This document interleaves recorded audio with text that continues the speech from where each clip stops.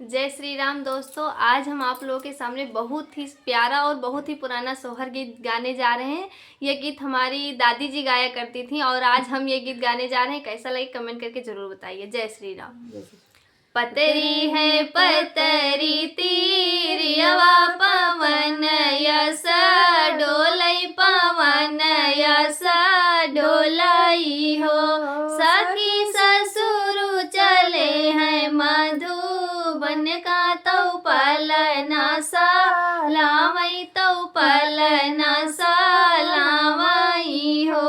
सखी ससुर चले हैं मधुबन का तौ पलना सा लावई तौ पलना सा लावई हो।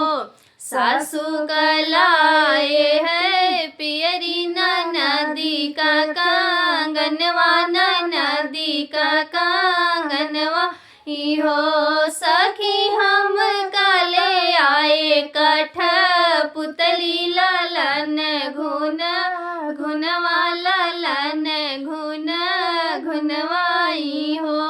सखी हम काले आए कठ पुतली ललन घुन घुनवा ललन घुन घुनवाई हो।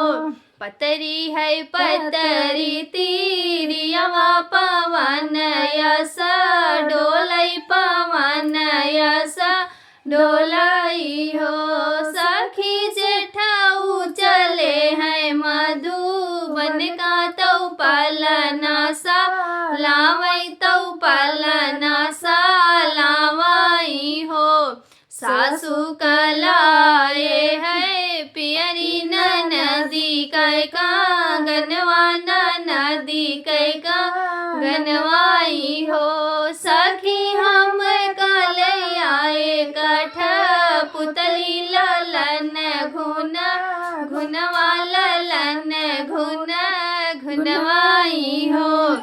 पतरी है पतरी तीरियवा पवन यस डोलई पवन यस डोलई हो।